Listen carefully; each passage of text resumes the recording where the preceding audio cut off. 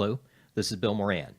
Today I'm joining you just to talk about the news. We had a great show yesterday with Ken Davison of the Northwest Indiana Gazette, and we talked about the RDA and their support of a bike sharing program in Miller. And this comes on the heels of them denying the Gary Transit System money to sustain their buses that transport people to and from their jobs and to and from shops to shop in the local areas. So great conversation. Again, it's up on our YouTube channel, so I urge you to go ahead and play that, if you will. And we're going to continue doing things like that on YouTube.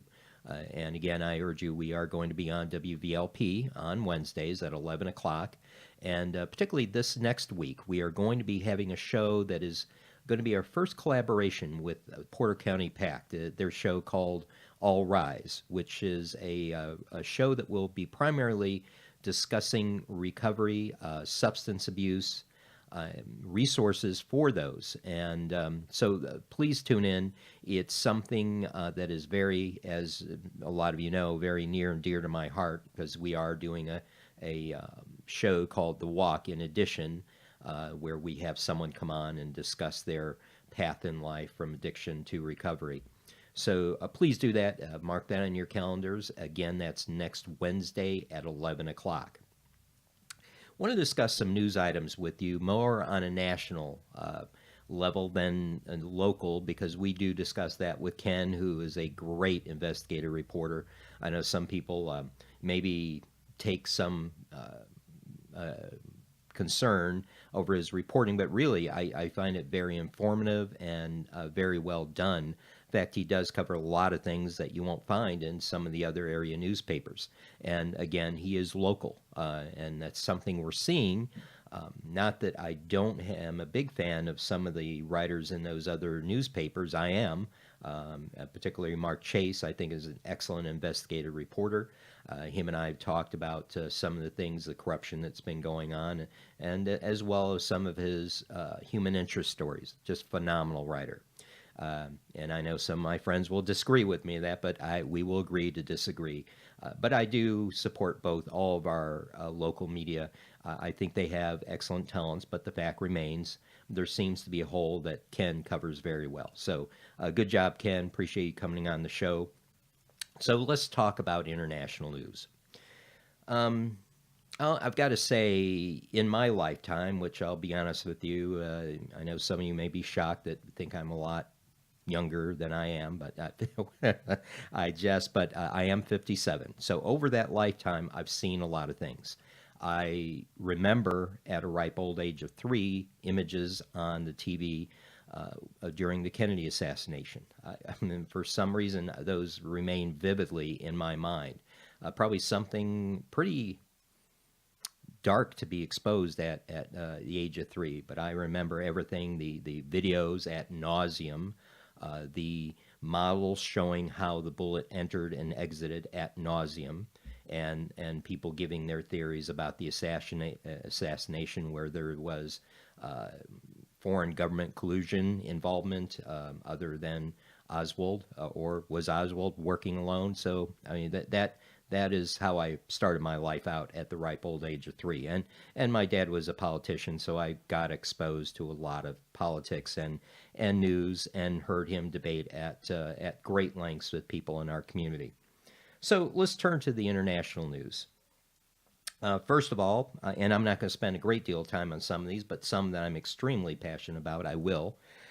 First of all, I'm going to reference the AP, who I always reference in a lot of my news that I post every morning. So one of the first headlines is Trump lawyer urges Sessions not to recluse himself. And this is a report that prior to him reclusing himself, that there was evidently an urgent on the president to not. Now, again, I will state that this is an AP source, and so one has to call in question, is it valid? Yeah, I think we see both sides of the aisle throwing literally, excuse the imagery here, but missiles at each other. I mean, I've never seen this like it is today, where both political parties, have a lack of consensus, but prefer to downgrade each other. So, I mean, it's difficult. Let me put it this way. I can't comment on this one because even though it's an AP stated source, one has to question. And again, and people that know me know that I am a very, I wouldn't say conservative, yet fiscally conservative and socially liberal, uh, libertarian, if you will. You may want to put that label to it. I don't know, but I will hold that to myself. But that's why I tend to have my thoughts. But so we'll move on here. Here's one interesting thing: U.S. employment adds a modest 148,000 jobs. A modest. And I've got to agree with that, as we hear the president talk about all these great leaps and bounds. And there could be, again, employment always follows some of those economic indicators. So, it takes companies to realize the market is going up. And it did. Yes, the last couple of days it has broken records.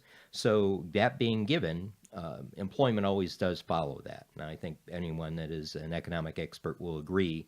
Companies don't go out and running and employing people immediately. They are cautious in seeing where the market is headed. So that is a news headline. Then we get into hardline clerics in Iran are blaming social media for the protest. Interesting, and I think we all will agree. Social media has brought a voice to people into many aspects, but we're dealing with a religious sect that is in Iran that is extremely conservative. I don't want to call it extremist, but they do have a different view of Islam than other areas of the world.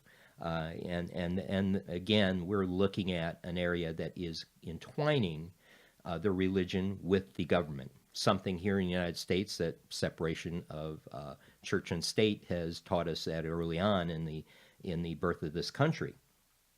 So there we go. We have clerics again. They came out and said that they blame the protest on Trump's tweets. Interesting. But a lot of it has to do is the clampdown, some of the embargoes that took place against Iran. People are literally starving there now. Food is difficult to get. Oil is what they're producing, but you can't turn oil into food. You can't, some of their products that they have to import are being embargoed. So you are going to end up with a populace that is an uprising. Interesting thing that I think we're going to see some things boil up in Iran that we saw in the 70s. And I call back to the Iran hostage crisis that we suffered. We're going to see something in Iran. That is my opinion. Whether it be a civil war, something is going to happen. The heat is just too great over there. This is one that I want to spend more time on, and it has to do with the Attorney General coming out with a policy really disallowing I guess I want to say the state's right to create legislation that not endorse, that is the wrong word, but actually allows states to allow the growth of marijuana and the selling of marijuana. That was an Obama era where the AG basically said, okay, that is a state level decision. We're still going to keep the federal laws, which I always thought was contradictory, but we are going to allow states to determine their path on whether marijuana should be grown and sold within their state. So along comes AG Sessions and states, no, we are going to ask the local attorney generals, the U.S. attorneys, to use their own discretion on whether these growers and sellers are to be prosecuted based upon federal law. So that is contradictory in our communities because during this time, again, states were given the right to go their own way with marijuana growth. So we have states like California that is a huge industry. We have states like Colorado. And you've heard about the Colorado senator voicing his opinion very loud and clear that he is going to try to hold up some appointments because of this, because this is not what they were told when they interviewed Sessions as the attorney general. So we have a lot of clamoring on this. I guess from my point, we're dealing with a big opiate crisis, larger than the United States or locally has ever seen. A lot of these people are using marijuana as a pain treatment, and their choices are going to be limited after this. Their choices are going to be less organic in nature. They're probably going to go back to using opiates or some type of drug that is highly addictive, because that's usually what happens when you're talking about pain medication. So I question this. I'm really scared that what the outcome is going to be. I'm not a big supporter of marijuana, although in medical necessary applications, it does have its merit for treatment of arthritis, chronic pain, and those type of issues. So what I'm worried about this is it came so quickly, and I'm thinking that probably the big uprise in California, where we have a production facility that is the largest that California has ever seen, may have spurred this. But again, what worries me, no discussion, and it kind of leaves people holding. People have invested in this product and distribution. Again, I'm not going to speak to my opinion about marijuana, but it's just contradictory, and I'm thinking probably there should have been more discussion, particularly with the U.S. attorneys, and find out, and particularly with the states that have already declared it legal, and for the people who require it, are using it as an alternative to medication. So there you have it. So that one we will come back to maybe in another show. One thing that's kind of interesting, another headline that pops up, the Koreans are going to talk. Very interesting. I think Trump has laid claim to this. I can't tell you who's the laid claim on this, but it appears like next Tuesday is the date given. North Korea and South Korea are going to talk.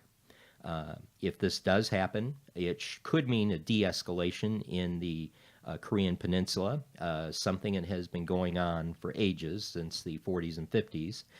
Maybe beyond that, my history is a little lacking there, but it has been going on for decades. And so the two sides coming together to talk may de-escalate the North and South. I don't know about international, that's yet to be seen. One of the things that, I won't spend much time on this because it doesn't have a huge impact, but I've been a big fan of Alex Trebek, and, our thoughts and prayers are with him as he goes through his recovery and on the removal of blood clots, brain blood clots that are a product of a fall that he had. And I will save you all from my imitation of the Jeopardy host, but I will save that for a later date. And foul weather hits the East Coast. Oh my word! It seems like those folks. We during the polar vortex suffered a lot of snow, and we're going through a lot of temperature climate change. Time. I almost said it. Dangerous word. Climate change. Climate variations in the local area here, where we've have been sticking at 40, 20 below wind chills and sub below temperatures for a week now. And from my perspective, it looks like we're going to have a warming trend. I think people are out there jumping, and it's all relative. If you call 30 degrees a warm temperature, have at it. But still, it is going to be, we're going to be out of the dangerous wind chill areas. So that should start happening Sunday. You should start seeing a moderation in temperature to the 30s by Monday, I would hope, and then you take out and as I call it in my weather reports, the Randy advisory. Randy is the brother on Christmas Story that was bundled up to the point where he couldn't move his arms. The Randy advisory should be removed on Sunday morning, I would suspect. So as I'm moving along here, looking at the stories, one that I did want to particular pay attention to is the call to expand offshore drilling. This is very near and dear to my heart. I am a very big advocate of sustainable energy, solar, wind, and it's something that I try doing in the business I've owned that try to get into consult people with. If they were thinking about it, I highly encourage them. The payoffs are great, and also our ecology payoffs are great. I'm worried about the trend of use towards shale oil, any type of energy that we have a finite amount of, at least in our time frame. And it could go on to maybe generations, but this Earth only has a finite amount of shale oil. It's going to run out sooner or later in our lifetime, the following lifetime, or maybe next. It's going to run out, and if we continue pumping the Earth for oil at its given rate, given sometime, it's going to run out. So it's a concern. Sustainable energy through wind and solar. Those are resources that are, I don't, unless there's a catastrophic event on the Earth, those are resources that should never run out. So I'll bring up I have some figures here that I want to run by you because it points to some things. First of all, let's talk about drilling. So we've pulled back a policy that prohibited offshore drilling, and now opening up oil companies to start drilling around the coastal regions. Again, I will call back to state we are dealing with a finite resource, and I will play devil's advocate. That is going to bring jobs. It will definitely bring jobs, and at this point, high-paying jobs. A oil rig worker currently makes about $100,000 a year. Huge, more than some business owners or more than some executives. But that, again, they're on an oil rig, and there is a high deal risk working on an oil rig. So you're dealing with an oil rig worker making $100,000. But again, I will call, and are we going to increase the economy? Probably will. Are we going to drain the Earth of some natural resources? Yes, we definitely will. But I call to mind one of the things that we've seen is an increase in wind turbines being put out into the coastal areas. Europe has several of them. The United States has some of them. Now, here's the give and take on this, and I do have to constantly play devil's advocate because the return point on this as a society is kind of long. But is it the right way to go is yet to be seen. Let's talk about the worker, what this does to the worker. Right now, because turbines, there are about 52,000 wind turbines in the United States today. Now, I don't know the number, couldn't get the numbers on offshore turbines, but we have to suspect those are going to start increasing, although with this policy to deregulate the offshore drilling, it remains to be seen. A average wind turbine worker, and again, this is what they make now, earns $52,000 a year, and the top end of that is in the 90s, and some do make $100,000. Not very many, though. The ones that make $100,000 are the ones that get on planes and go to Europe and literally travel the world. And I've actually talked to one of those folks, and he's a single guy, and it probably at the best point of his career is pulling down $125,000 a year. But he goes out to work on wind turbines anywhere in the world, from Australia to the UK to Ireland, in the United States included. In the United States, again, there are 52,000 wind turbines. So there is a need for wind turbine electricians or technicians. That's a given. There are currently 737 oil rigs. Now, this is interesting. There has been a decrease in oil rigs, again, because of some of the policies prohibiting them. There used to be 909 oil rigs in the United States. That has now dropped to 737, and that number is as of 2017. So, again, a decrease, but with this deregulation, I would suspect we will see a increase when we have a deregulation of drilling on the coastal areas. So here's my give and take. Again, I'm going to draw back to what impact the economy. Let's talk about the worker. Again, $100,000 for an oil rig worker, $52,000. Although I suspect, since some of the oil rig workers and the wind turbines, and we're dealing with the same amount of danger and climbing going up a wind turbine out on the open sea as you would on an oil rig. So I suspect that that pay scale is going to bump up as we have more wind turbines installed on the coastal areas. But again, I have to call back to for me at least, it's sustainable energy. Are we investing in sustainable energy? And it's an investment. As most investments go, you make an investment, buy in low, and hope to sell high. And that's the thing that we have to consider. But why are we being drawn into this? Is it because the number of oil rig workers by far exceed the wind turbine workers? I would say so. I don't know what the numbers are. I know there's maybe 50, 60 people working on an oil rig. I don't know. I know some of those people actually live on it during the season and get carted off later on. Wind turbines, they're periodic maintenance. So, but it calls to mind, what should we be doing?